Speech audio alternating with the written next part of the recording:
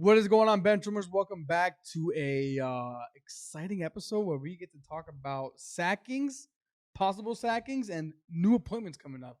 And yes, if you're watching, John is not here with us today to talk about another depressing weekend for him and his United fan base. But this will still carry on, and we'll still give you all the action that happened this past weekend. So before we get into all that, make sure you guys give us a follow and all that good stuff. It's all gonna be in the information down below. We really appreciate all that. That definitely helps us out a lot, and we appreciate all your support.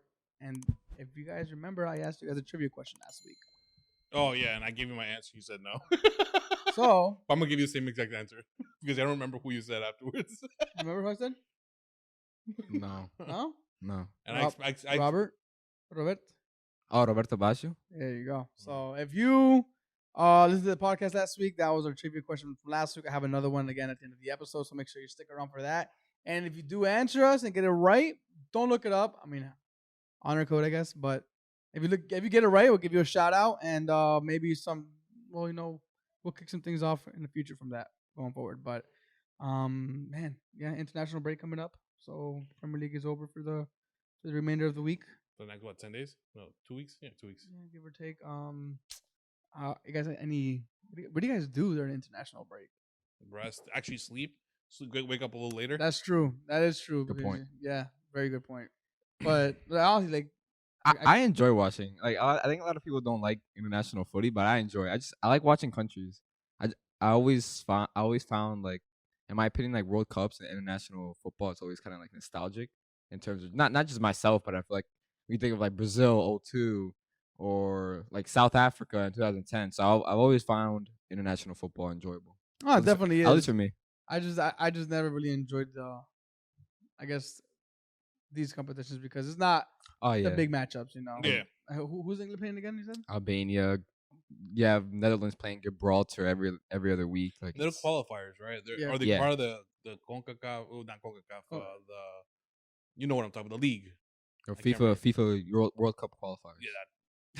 No, isn't there? What's it called? The UEFA Nations League you're talking That's about? what I'm talking That about. finished already, bro. Oh, did it? Oh. Yeah, France. That's how you can tell. I don't pay attention to it at all. It's basically just a league to take away. I friendlies. literally used this 2 weeks to just have a cleansing of soccer because I have no interest, honestly. Wait, you don't have interest in international? No, not until like when it's the actual like good shit, like Europa. Like the one I will watch is World Cup. The one I will watch is Mexico USA. That one I definitely will watch because it is happening. I believe this international. Well, break. that's the thing. Like with that game specifically, if you don't watch it, then everybody's gonna talk about it on the notifications on your phone, regardless, because we're gonna consistently talk about it.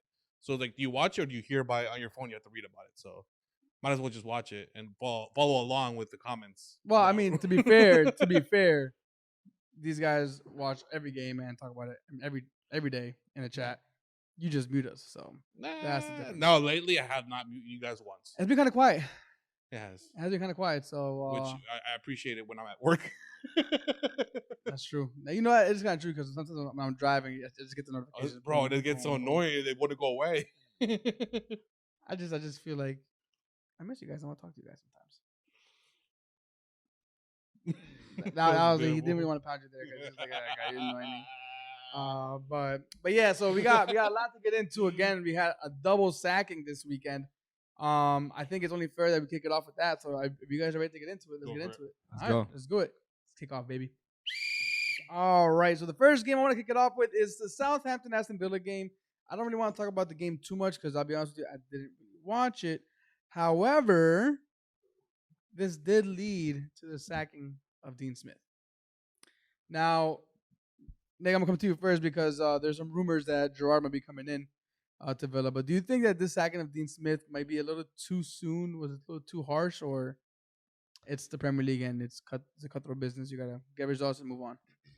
In my opinion, I think it's a mixture of both, to be honest. Like, I can look at it from one view where it's like, damn, the guy obviously he's lost 5 games. I mean, in the Premier League, you can't be losing 5 games. But his guy got them up from the championship, had a pretty good season last year. And I feel like he deserves another chance. But then looking at the team as a whole and how they play right now, I mean, there's no when I watch Villa, there's no structure. There's nothing going on. The players that they bought, like Buendia, by Ings is injured. I don't really see anything special going on. So I can see it from both points of view, but I, I don't know. I don't know. It's kind of bizarre because, like I said, he got in a pretty good position last year, Yeah. Yeah. and now he's getting sacked for losing 5 games. Like they were an extreme team to watch last year. They were supposed to be above us, Arsenal. Yes. Like, everyone's anticipating them to be above us. I feel like it's a standard now. It's the expectations are so high, mostly because a coach does that. You could just go, just not to go too far. Claudio Ranieri, he prevented Leicester City to going into relegation. The following year wins the league, and the following year gets sacked. It Prevents them from going down to gets demoted. The following year wins the league with them, and then the following year after that he gets sacked. Yeah. So it's basically the same thing with this coach. He helps them out the championship. Sorry, he keeps them and gives them a fighting chance last season because he looked really good. This year he sells his best player, gets a decent amount of money, purchases a couple players that are supposed to replace one player, and isn't able to fix work that out. Well, they haven't been on the pitch too much. We haven't seen Buendia really get a good run of games. He hasn't really been in form either. Danny Ings is hurt. Leon Bay in and out. He had a good little, I guess, start. Yeah, what was that one goal against? Well, he just kind of came on for like 10 minutes and scored a goal and shit and came off. I forget who it was against, but that was like, I think it's the highlight of the season so far. But I mean, it's kind of sad because Dean Smith, like you said, he brought him up. He did so good with them last year. He was expected to do well again this year. He got some great players in the squad. They invested a lot of money into the squad, and he was a lifelong fan of Aston Villa too. So it's like, that's the unfortunate part. Yeah, so it's definitely heartbreaking for him. So I feel bad for him. But Gerard to Villa is looking like it's going to be the next move right now. And just for shits and giggles, I'm gonna give it to you, Nick. How do you feel about that? Do you think it's a right move for Villa? Do you think it's a right move for Gerard?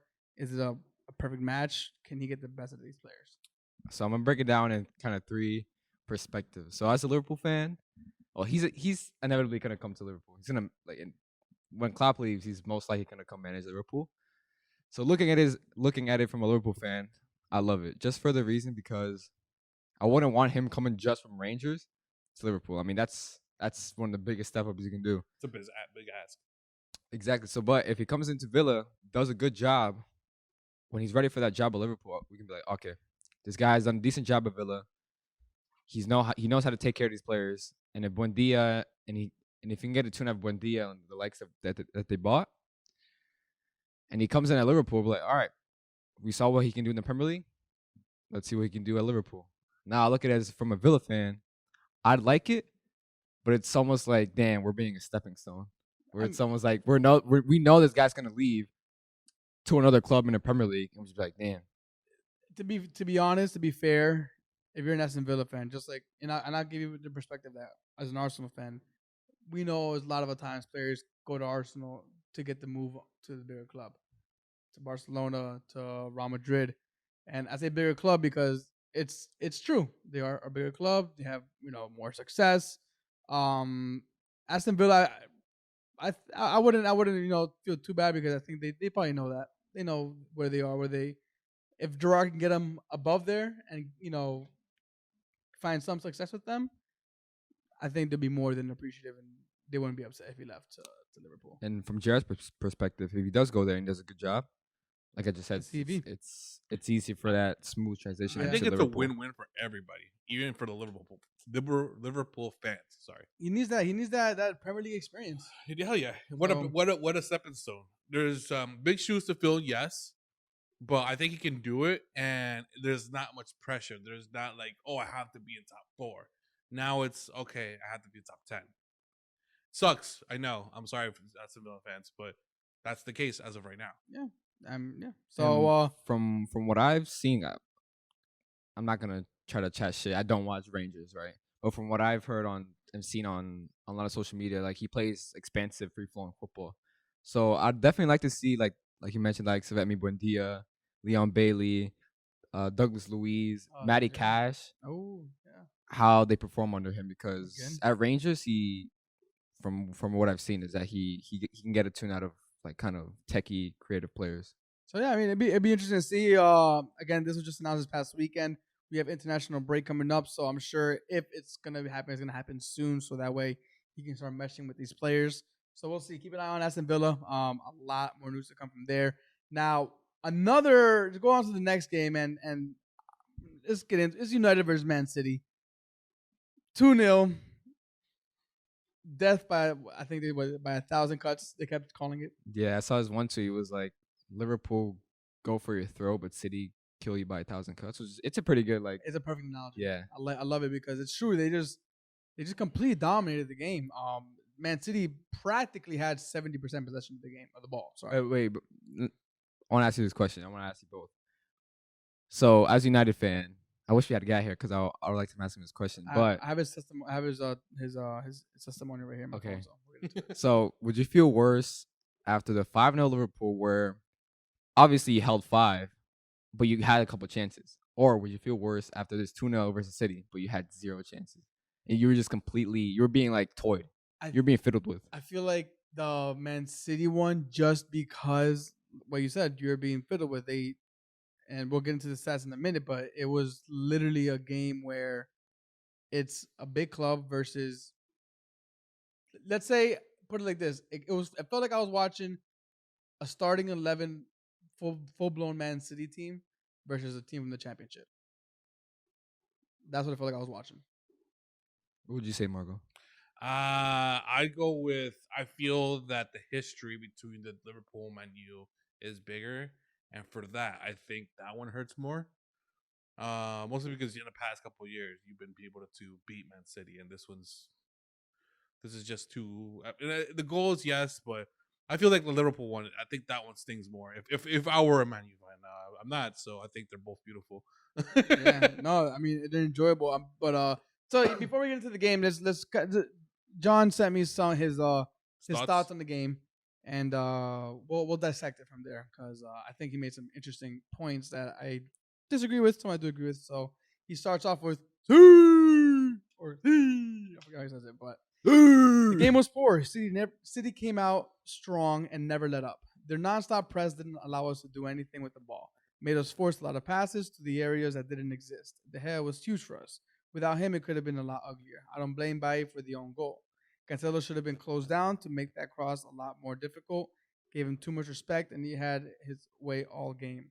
Second goal, Shaw was Marco 2.0 dormido, but also was unfortunate that it snuck in the way it did. Not surprised, Ollie switched to back forward because we needed some attack, and he hoped Sancho could offer that. I would prefer him to leave the 3 back. As I said many times, we need time to fully acclimate into a new system.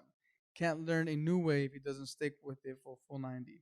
I don't like the Ronnie and Greenwood combo up top. They both don't offer anything other than poaching around waiting for something. It's why Ronaldo and Cavani work so well, since Cavani will drop back and help defensively and pick up the ball in the middle and offer more options going forward. Hopefully he recovers from his knock and we see that pairing consistently. Watford is next. International break could be good. Start again fresh. Then you have Chelsea, Arsenal after that. So a lot said there. Most of which I'm sorry, Gaffer, if you listen to this, I'm gonna have to disagree with. First one being Especially with the Bailey one. what? Especially with the Bailey one. What? The Bailey, the first Oh, goal. the bye, yeah. So that own goal. First of all right. So let's get into that first own goal. That cross came in from João Cancelo, who Bruno Fernandes was just lollygagging, didn't press him at all. I hate when players do that. I like, not to bring it back, but like I remember last year in Champions League, Liverpool let Tony Cruz pick out a pass. Like that's one of the last players in the world right now.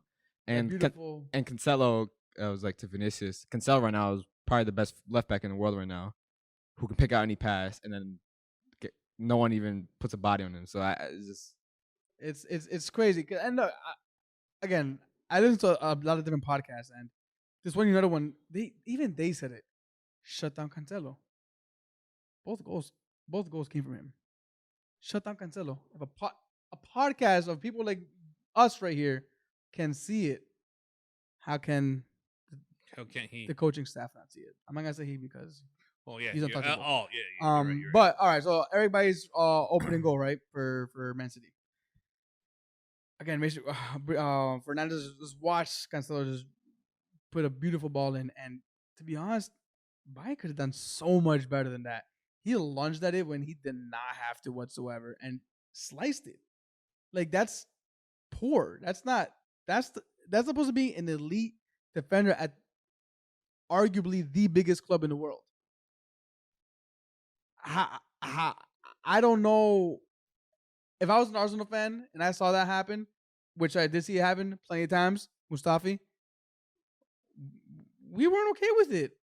We call it out. We call it out, but it feels like they I'm not Find an saying excuse John for it. specifically, but a lot of United fans just kind of keep, it's okay. Oh I yeah, think it's they like he doesn't rate- play that often. I think they rate every player on their team. That's what I'm saying. Like, and I get the whole acclimate to a system. You gotta stick to one thing so that way you can find the true weaknesses when you start playing it one way. But if you play three in the back, you're playing to the favor of Ronaldo. He's not gonna be there for too much longer. Like if you're a coach, you should be thinking of the medium and long term. Yeah, short term is you got to win something now, but the way they're playing is pure survival mode. It's not even let's play our side of football. Let's play how you're gonna play. If you're gonna attack us, I'll defend. Or if you're gonna defend, I'll attack. So I'll throw in different players each time around. I don't know. There's like no sense of consistency here, but get a little bit to the stats. United shots on target 1. United shots on their own target 2. That's crazy. That's insane. Nick, you have some thoughts on De Gea, and John says they had a great game, had some saved it from being a rout, which I still think was kind of a rout to be honest with you. Just look at the gameplay. But do you think De Gea gets way more credit than he really deserves? Dude, he is an overrated goalkeeper, bro. The amount of camera saves this guy makes is ridiculous. Can you? Yeah, we pointed one out, and I do agree with you. And you did mention that he looked pissed at himself for doing what he did. But I said it for the Liverpool game. He was doing it there. Imagine De Gea of a year or two ago. How bad he was. How much we criticized him. Imagine that De Gea with this team now. This game would have not been 2-0 game. The Liverpool would have never been a 5-0 game. I think it would have been 7-10, and this one at least 5. De Gea deserves credit. Is he overrated? I think he's rated properly because he has been doing really bad in the past, and this year's the one that he's been stepping up. That second goal never goes in on any goalie in form. That's his near post. It literally went through his arm and his And it wasn't like a bullet header. And it wasn't. It was It granted. Shaw let like, Dormiro 2.0, and Bernardo Silva just tapped it. But dude, they should have gotten that. How do you save all these other ones and can't get the simple? It's your near post. You're a goalkeeper. You never get beat on your near post. Never. The only way you get beat up is if it's on the ceiling of your roof. That's it. Mm-hmm. So that's why when you said that, I'm like, yeah, he does a lot of saves that look nice on camera. A lot of feet saves. And I'll give him that. Maybe with his feet. He's great with phenomenal with his feet. He's probably the best in the world at it. I'll give him that.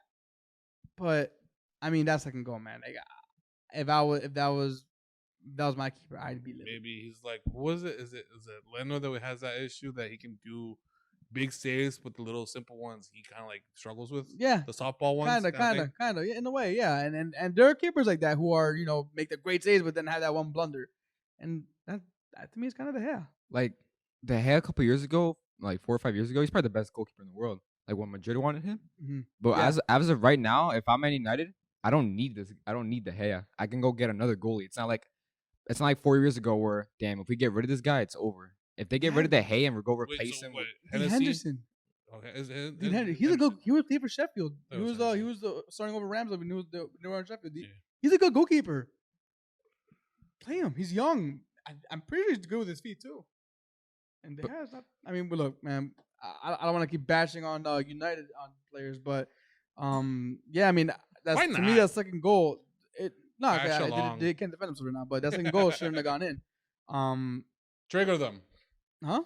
trigger them so they come over more. I mean, sooner. John's coming a lot, so I appreciate that. But I don't know, man.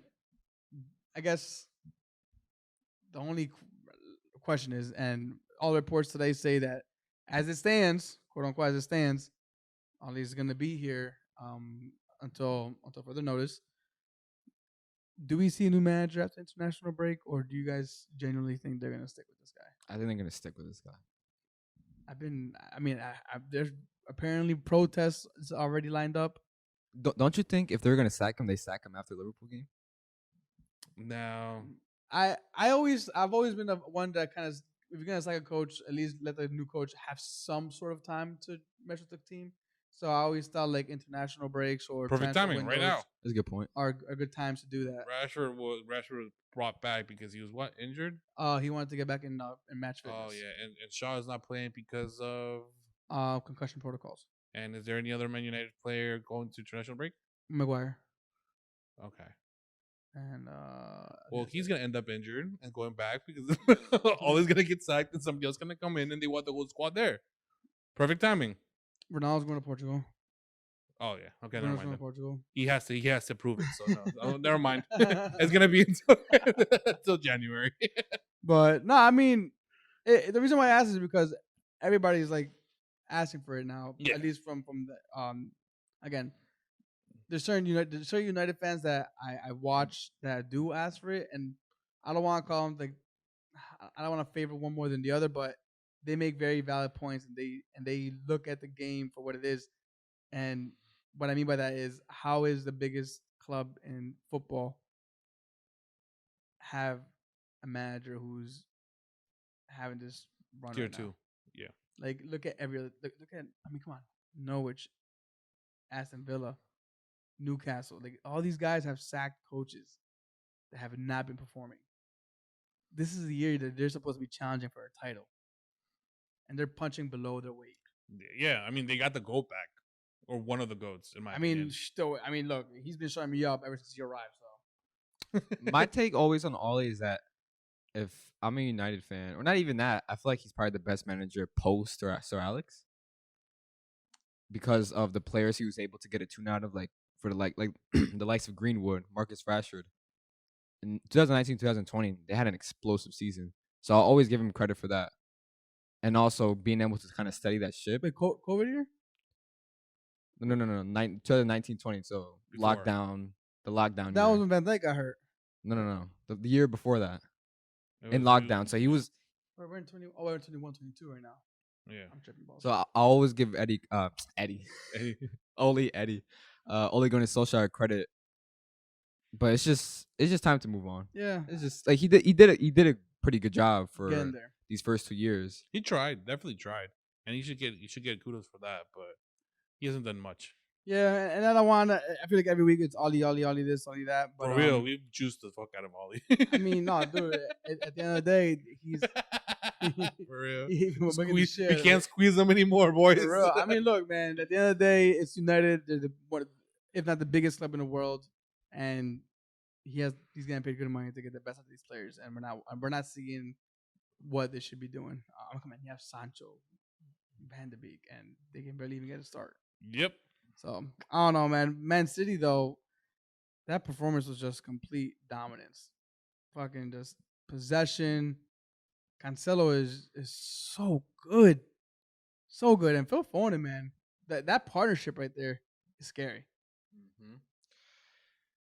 They City right now, like judging off this game, they kind of just look like their old 2017, 2018 team where they just toy around with other teams. It's not even fair. Like no other team can touch them. Yeah. But obviously, like Chelsea and Liverpool can touch them. But the way they're just playing football in terms of Pep going out to choose his team, Yeah, and the way they're actually just playing the game is just right now. It's just yeah. it's something different. Classes above everybody else, and that's Pep football. You know, that's his style of football. That's the thing we see Klopp, Tuchel, Conte now, Pep. They have their own style of play. They play their own football, and that's one thing that we're not seeing with other clubs like United at the moment. So, And like you mentioned Cancelo, and he's a righty playing left back, right? So I kind of had this question the other day. I was like, I wonder if we're gonna see more opposite-footed fullbacks. So like obviously nowadays we see a lefty at left back, a righty at right back. I wonder if we're going to see a lefty at right back or It depends on what you want them to do. right. If you don't want them to, I mean, you can see it in the first goal that City scored. Cancelo looked uncomfortable making that shot into goal. Of course, whatchamacallit was there to put it in, but he looked uncomfortable. Like it wasn't like his natural shot. So for players like that, of course, they're not gonna transition all the way to the top. I think they're gonna be more midfield in, or after the third in, to allow the winger to do that job and have that extra pass in, or volley into inside the 18. But I don't think they're that if they're gonna do a transition like like players that play with the opposite foot. I don't see them pushing unless they're really good with both feet. That's what I was gonna say. That's where I think if we're gonna talk about the game evolving, I think it's gonna become coaches are gonna look for more of the double-footed player. Hence the reason what Pep looked for in a goalkeeper. He didn't look for just a goalkeeper who was good at blocking the ball or just passing. He wanted somebody who was really good at on the ball who can pass long. Huh? Both feet? Ederson? I'm pretty sure he could do it both feet. Oh shit! I've never paid attention enough. I don't rate him as a goalkeeper, so I mean, that's really. I don't think he's a good keeper.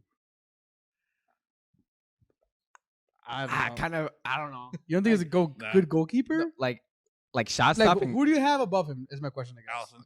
Well, I mean, okay, Mendy, that's fair. Oblak, Okay, Manon those are Neuer, good. Yeah, they're all great goalkeepers. Donnarumma. Okay. Movies. Like as Okay, you have. Wait. Okay, that's where I question what you're trying to say right now. No, that one I threw in as a joke.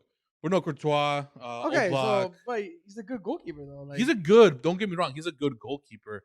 It's just that I don't think he's a great goalkeeper. I don't know if you feel me. I don't feel you on that. If I had to choose top 5, he wouldn't be in my top 5. I agree. Who's top 5? Courtois. Courtois top 5? He's in one of the 5. Yeah. Neuer, Current. current, Like all time. Oblak, So Courtois. Neuer, Oblak. Neuer still? Yeah, he's still doing the job. Who else? Do you watch him? Huh? Do you watch him? I know that they're good. I mean, You they're see, doing the that's what job. I'm saying. That's Like, the thing. no, I no, know no, they're no, doing no. the job. But it's Bayern What- Munich. bro, They did not do the Come job. on, if you get so then I can't put him top 5 because then I have to base it off the EPL because that's the only thing that I watch. Okay, based on the top 5 EPL goalkeepers. Oh, then I EPL. have to put him in the top 5. He's not top 3 though. He's Top definitely three. not top 3. Mendy, Allison. Oh, actually, I'll do Mendy, Allison, and as of right now, just because I love him, Ramsdale. Ramsey on current form? Hell yeah. Nah, no. Edison's top 3 in the Prem, but I wouldn't say he's top 7 in the I world. don't know. If you give me the hair credit, and you're not giving Ederson credit, then I really question what credit you're giving right now. He's just an average shot stopper. Oh, but the thing is that goalkeeping has changed. That's true. The position has so, changed. So what he was brought in for, he's good at. He's Which goalkeeping. he was brought in to be able to make those big ass passes and as a goalkeeper. But he's good with the stopping. So as what he was brought in for, no. For what he was brought in for, which is making those big passes and being able to play from the back, yes, he's phenomenal. As a stopper, he's not that good. I mean, I don't think he's that good. He's not the best. Exactly. But he's good though. I didn't say he's not good. You just say he's not that good. I said he's good. He's not above. Like he's not great. The way you say it just seems like he's not good. I'm like, He's good. He's not great. Nico agreed with me. He's good. Look, he's not great. I get that, but I'm saying you said that he's not good. I mean, they got to the finals. They got to be No, right? he's a good goalkeeper. So I'm but he's saying not like great. give him credit. If you're giving other keepers credit, So give him. why am I credit, not? too. How am I not giving him credit by saying he's a good goalkeeper? Okay, never mind. you weren't saying that in the beginning, but we digress. Yeah. So to answer your question, kind of how the goalkeeper position changed. I think the left back, it's going to be changed as well. They're going to look more for that double-footed player who can go off both feet. So Cancelo, although he says he may look uncomfortable, he can still do it. He's done it multiple times. And there was a prime example in the game as well for his sister Bernardo Silva for the second goal. I mean, he cut in on his right, not cut in, but he was almost like in this kind of central midfield. Takes the ball, takes a touch with his right foot, and just makes it cross with his right foot. I mean, no, in my opinion, I don't see a left-footed left back doing that. Unless it's I can maybe see a right-footed right back, but when I look at left backs, first of all, lefties are extremely lefty. Other than, correct. Dembele, but he never plays. But and Cancelo just offered something different, so it's a pretty interesting. And you mentioned kind of the game evolving. Like when I look at Leroy Sané, he played on the left for Pep. Ryan Giggs, he played on the left in like the late '90s, and now we see like Salah cutting in or Saka. Messi cutting in or Saka Saka's cutting best in. friend on the right side. Or I mean, the game is opposite footed on each wing, so yeah. Yeah, the game's evolving, man. And look, like the goalkeepers changed, the right back's gonna change, the wingers are gonna change, everything's gonna change. Now we're seeing strikers who drop all the way deep, and when we saw that with Harry Kane with under Mourinho, it's gonna keep evolving. But that would be an interesting one. If I mean a double-footed right back or left back, that'd be kind of crazy. They can cut in from anywhere and just kind of put the ball in. That'd be scary. But yeah, Man City, death by 1,000 cuts, right? That was it. Yep. Sucks. Chelsea Burnley 1-1. Chelsea dropped some points, and luckily for them, Liverpool couldn't manage to close that gap up. Man City, however, do come in, I think, 3 points behind them now, if I'm not mistaken. Anything on this game? I watched didn't watch it. I watched the second half, but I did watch the highlights back, and they created a crazy amount of chances. They're just unlucky not to win the game. Like Hudson-Odoi had two great chances to score. I think one of them got cleared off the line. Havertz missed a sitter, so I wouldn't be worried. But if there's one positive I would take is, like I mentioned a couple podcasts back, that they look. I think they play better football without Lukaku, but they don't. They probably won't get as good as results without him. So this game, won't be as so this game, like Hudson-Odoi and Havertz we're just able to link up a lot. So that's probably one of the positives I'll take. Hudson-Odoi does look good. I think he's unstoppable right now. I've always rated him just because he can create a lot. He's almost. I like to compare him to Sancho because Sancho at Dortmund was a creator. Hudson-Odoi is a creator, but he can also make runs in behind, which Sancho can't do. So Hudson-Odoi is kind of a extreme, unique profile, and he definitely offers something different to like a Hakeem Ziyech or Havertz or Mason Mount. So, yeah. All right. Well, Burnley manages. I think they tied it up, no? Yeah, and like 80th minute from Vidra. Fucking Brexit, but whatever. They walk away with the point. Chelsea dropped the extra 2. Liverpool, we'll save for the very end because that was probably the most exciting game of the weekend. The next one we'll talk about right now is Arsenal versus Watford, 1-0. 1-0 to the Arsenal. Let's go, Gunners. It was Marco, how do you feel about this game? All right. So I thought about this one a lot, and overall, it was a good game. There's two things that you might or might not agree with me on. Is one, I loved about it. He makes me very uncomfortable how high he goes, and sometimes it takes him a couple extra seconds to make it back. And he spends way too much time on top. I like that he's getting that freedom, but I think sometimes he takes too much advantage of it. And the other one is I feel like Niles was a little absent in the game, in my opinion. I didn't see him much. But overall, I think we had a decent game.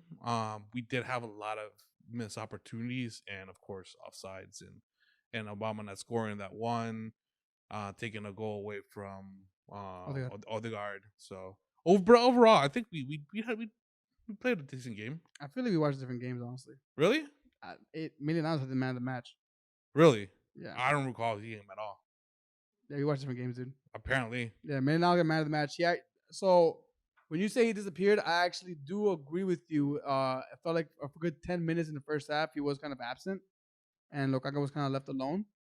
But I think he grew into the game, and yeah, he was very, very, very good. Tavares, that's a good point. He does spend a lot of. He was practically a winger the entire game. Mm-hmm. Can he overtake Tierney? Yes. Mm-hmm. Yeah. His shot has to be a little bit worked on. But the thing with Tavares, he can run down the flank and he can run inwards, and that's one thing Tierney doesn't do often. He runs in a lot, like he runs direct at goal, and a lot of midfielders aren't used to seeing that. And he's pacey and strong, so I'm okay with him pushing up top because that's what Arteta wants. He wants to be aggressive. He wants to play progressive football. So when you have that defender up top, Emil Smith Rowe always drops in behind him to help create.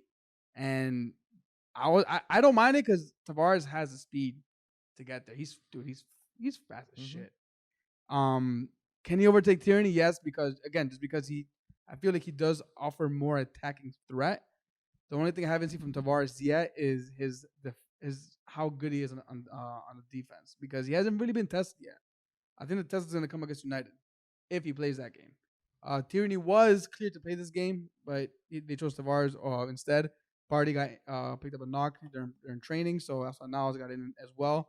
But no, I think overall it was a 1-0. I was getting a little bit nervous just because if you're an Arsenal fan, and it doesn't sound kind of like annoying to say this, but historically, I guess recent history, we know to drop the ball on we know that exactly, and there's gonna be some kind of fucking. And I think you called it. You kept on saying, "I'm getting nervous." Because there was moments throughout the game that you could see that we were like, that could have happened. Like fucking what's it called? Watford had the ball. They were getting momentum, but they never had a chance on goal. Like defensively, we were solid. Like, although I was nervous, the game itself showed that we were in control the entire time. There was never a moment where they were a clear, except for Rams, where we almost had a howler. It's bound to happen with a keeper like that, which I understand. He's still young, so has a lot to learn. But aside from that, it was a solid performance overall. Emil Smith Rowe got on the score sheet again, got the call up to the English team. Granted, a lot of people got left out because of injuries, but he deserved it. He's 6 for 6, I think, goal contributions in the Premier League so far. So, I mean, I'm happy. We're in a good position. I think we're punching above our weight class at the moment. I think we're in good form. I don't want to get overly excited, but we're in 5th place, and if we can maintain this form, 4th Champions League position is definitely within our reach. Yeah, we still have to face Liverpool. Will be returned. Who is it? Man United, and then the other one, it would be for this year, West Ham. Towards the end, and then the first day of the next year will be Man City. Yeah. So it's I mean, we have a hard run coming up, especially if we want to maintain that the distance between the 7 or 8 wins 4. Now. Well, we're 7 wins. Yes, that's right. 10 in all competitions. I'm sorry, 10 unbeaten. Yeah, that's right. Because we come to the 2 ties. Yes. But no, man. I mean, I feel pretty good. One thing about this game, though, I don't know if you noticed it. Did you watch the game at all or no? I was like on and off with that game and the Spurs game, so kind of a little bit. I don't know if you noticed, but when we got the goal, Danny Rose kicked the ball out because there was supposedly a Watford player that was down hurt, but he was never down hurt. He was faking it. He got back up. Danny Rose kicked it out because he was like limping back. But I don't know. They're saying Ranieri's claiming unsportsmanlike because that's what it was. That's what they were arguing about. Yeah. He's like, Danny Rose kicked the ball out. You guys kept playing it. Well, the guy got up and kept playing. So, I mean, hands down, Yeah, no. I do remember seeing one player down, and didn't we kick one ball out because of that in this game?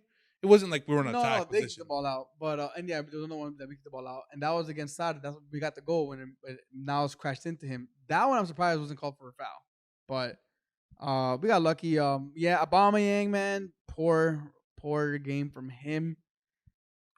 So what was the front four? So it was Aubameyang, Lacazette. It looks like that's where we're gonna go with right now. It's like Aubameyang a striker or left? Yeah, as a 10. Aubameyang? Yeah, he's 10. He's not a striker. Aubameyang's not. Sorry. Lacazette. Lacazette's a 10.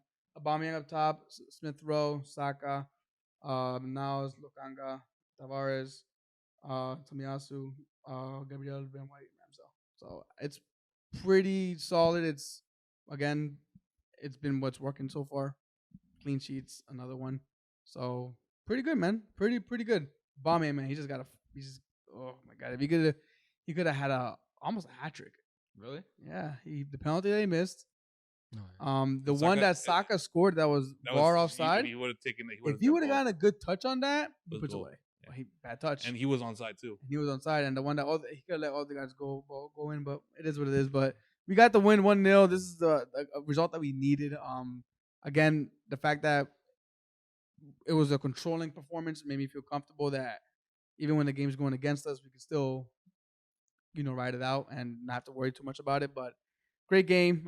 We moved to fifth. We move. Arsenal continue their run for the Champions League spots. We'll see if hopefully that run continues going to the end of the season. So, what were your expectations? top going in? six. Top six. Top six. Now with this current form, if they can, they have to maintain it. What were your expectations? I mean, mine were top 6 as well. But I think how the league is looking, it's going to be a hard one for us. But that's what's going to make it entertaining, and that's what we want. We want it to be hard, so that when we do make that top 4, it's rewarding. So yeah, man. Great game overall. Our rivals, on the other hand, travel to Goodison Park and walk out with the 1 point. Got this Premier League debut. Nick, you watched this game? I didn't watch it at all because I was watching, obviously, Arsenal. So, what are your takeaways from this? My main takeaways is you immediately saw what Conte does. Coming into a game.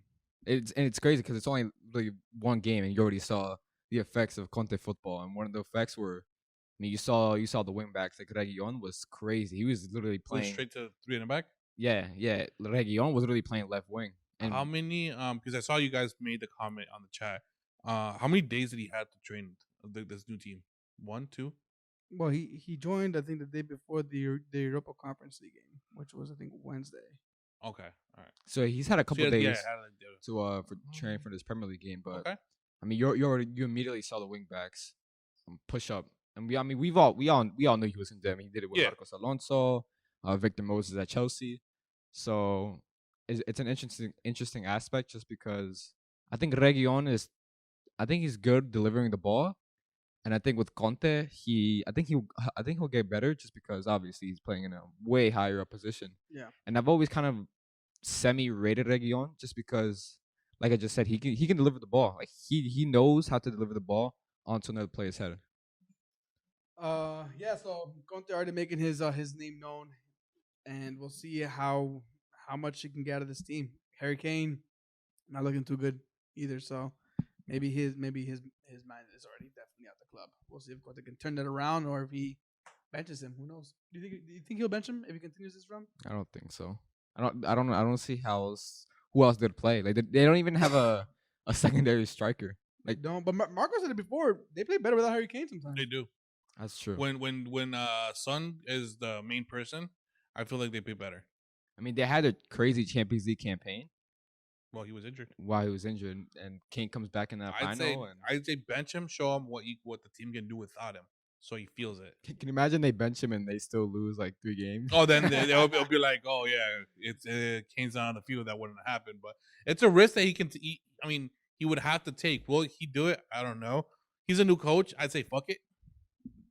But the thing is, he's a ruthless coach, so if anybody would do it, he'd probably do it. Yeah. But yeah, Everton 0, Spurs 0. Next game we got is Leeds versus Leicester 1-1, and Rafinha making a shot for a big move. Do you guys think he's deserving it? I mean, yeah, we mentioned him last podcast. Yeah. Nick likes him a lot. Yeah, he's one of my favorite players in the Premier League. I already said last podcast. He's just extremely. I like the TikTok that you made about him and Vinicius, and I'm like, if that's what it's gonna look, and more based on the lineup that you had for this the future 11s for every country, it looks exciting. Dude, Rafinha and Vinicius on both wings.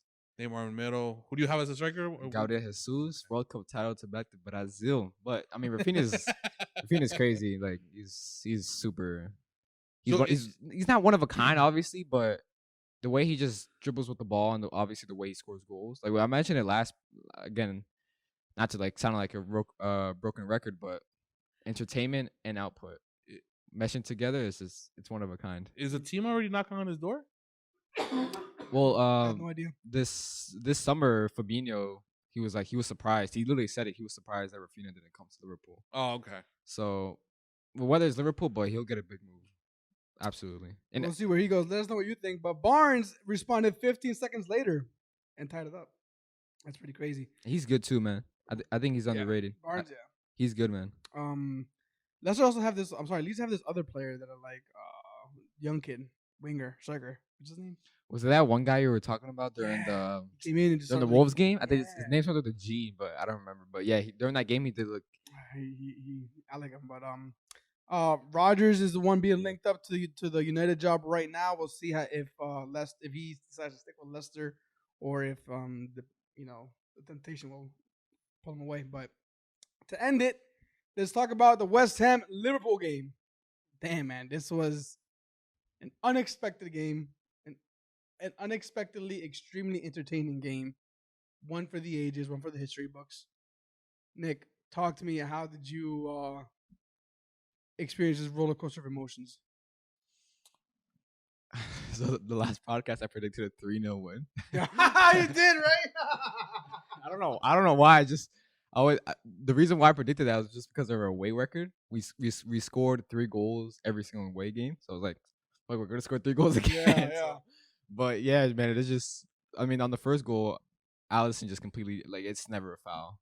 It's never a foul. It's just, in my opinion, I feel like goalies moan too much because They're too protected. when they get contact, so it's like they get contact. Hey, something happened, but I mean, it's just contact. I mean, Allison dropped the ball, and yeah, he didn't even drop it. He just didn't catch it. Yeah. But. I mean, they're allowed to go, jump up with the knee out. So Yeah, they are. They are. like, if you're not doing it, then that's on you. Yeah, man. But I mean, Ogbonna was the one that got in the way of that, right?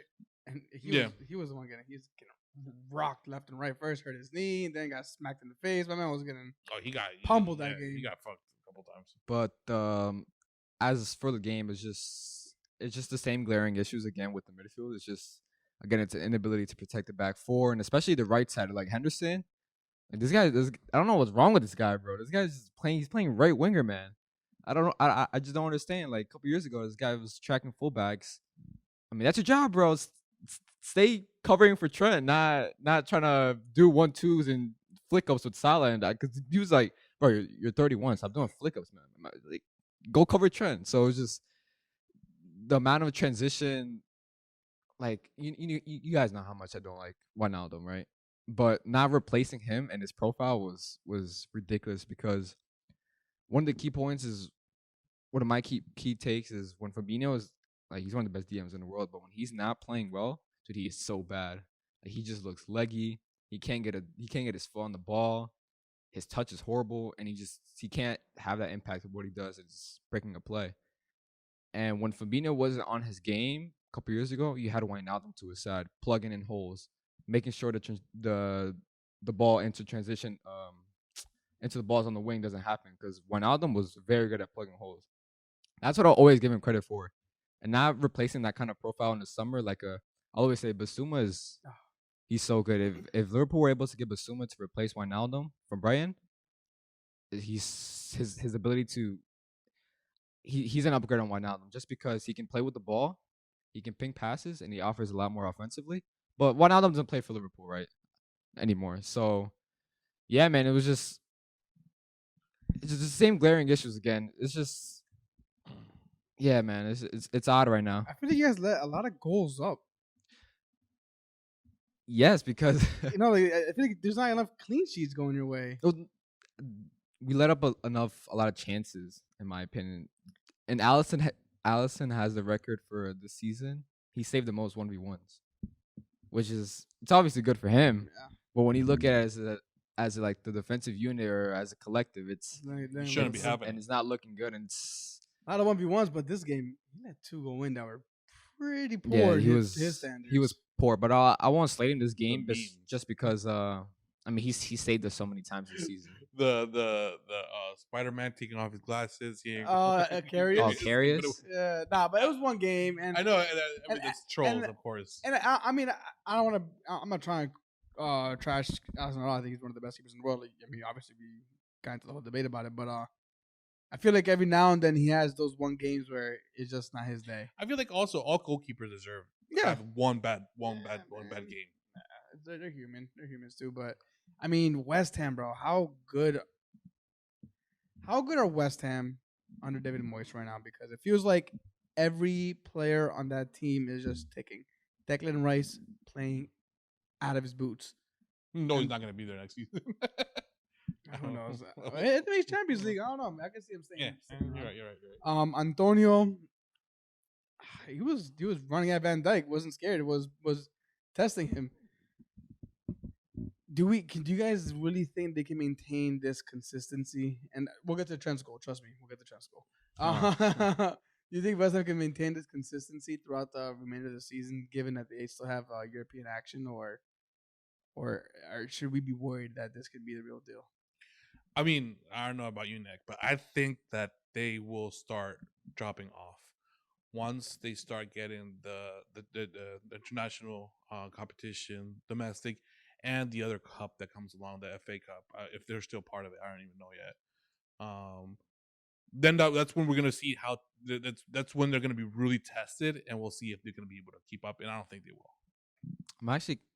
I'm on the opposite. It's not really what I see. I have this feeling just because just the vibes around the team and the fans and the culture right now, the manager and everything's just clicking well together. It's just the vibes are crazy right now. It's just when I look at that team, it's almost like remember the NBC guy mentioned like Leicester or whatever or something like that. Like obviously they're not gonna win the title, but it's almost just like that feeling.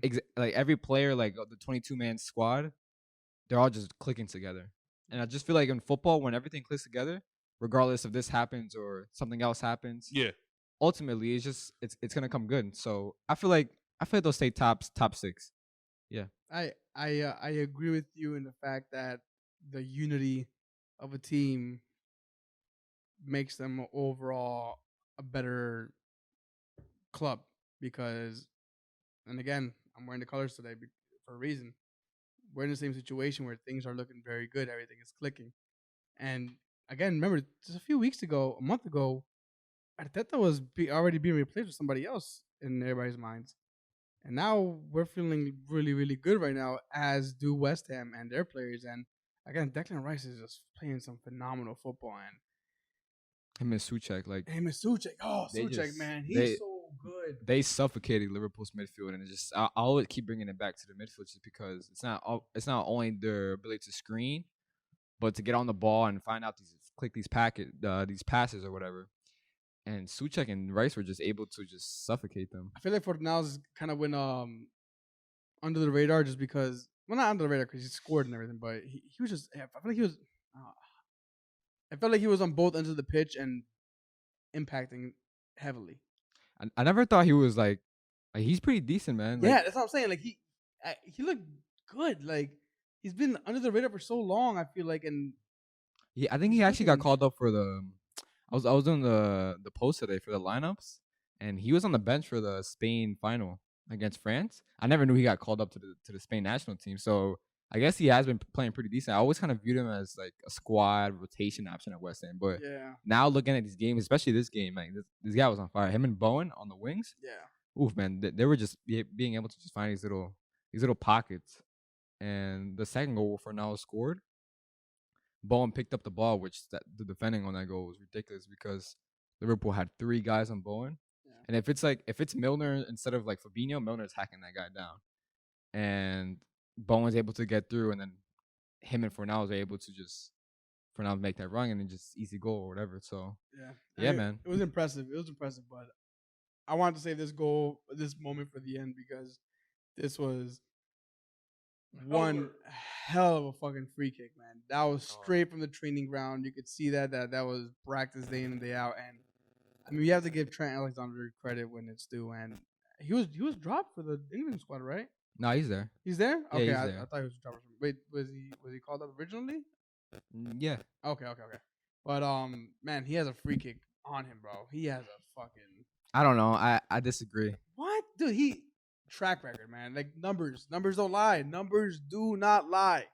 No, you're right, but he can only score free kicks from like the middle of the pitch. That's fine. Give him the middle of the pitch. He's only scored like 3 free kicks as a defender. Career.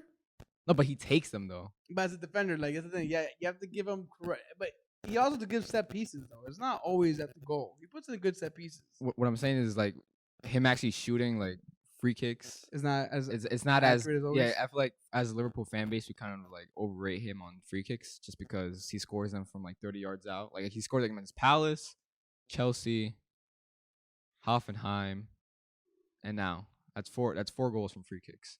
Yeah, I mean he's one of the probably the best dead ball specialists in the world. But I mean it was a phenomenal goal. But yeah, I mean it's just Liverpool don't really have a free kick specialist. I mean, no other team in the world apart from PSG and Messi have one. Free kick specialist? Yeah, no, I can't. Like not like remember like well I don't remember like remember back in the Coutinho, yeah exactly. Beckham, Pirlo, yeah, those were the guys that if you saw him behind the ball, you're like, oh shit, this is going in. Nowadays there's no really like damn that guy can take free kicks Yeah. apart from Messi because Right. Messi scores them every time. Yeah, I would agree with you on that. That's true. But I mean Trent's a fullback.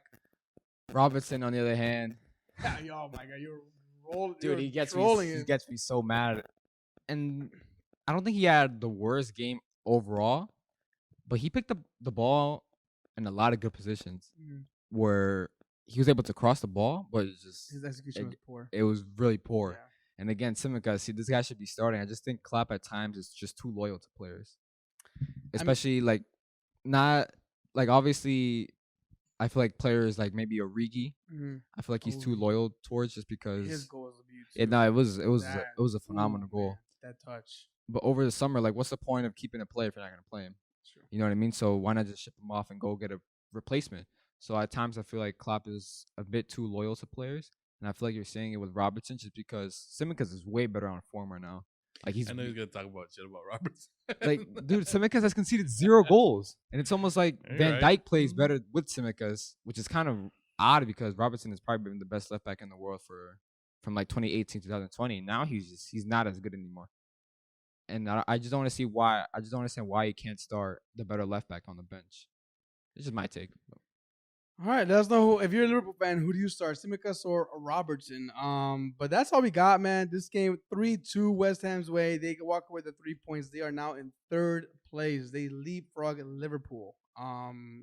This is crazy Liga. I Liga mucho. You know what I saw was like, So good. I was like, damn, Arsenal's 2 points behind us. That's what, dude. We were relegated a month ago. Bottom 10. This is the Premier League. This is why it's so beautiful, and this is why, if you're an Arsenal fan, trust the process. My last I'm sorry. Trivia question for anybody out there. If you're listening to this, thank you for sticking around to the very end. And I'm gonna ask you guys this question. Also, if you're listening and watching, what was strange about Darren Bent's goal against Liverpool on October 17th, 2009? Do you guys have any idea? I'm a Liverpool fan, but I don't know. Okay. What's strange about it? Yeah. Use his hand? I don't know. Okay. All right. So if you know the answer, let us know in the comments below. Shoot us a DM, all that good stuff. Everything is in the details below. Appreciate your support. Catch you next time. We are the bench with the voice, where the bench is always warm. Peace.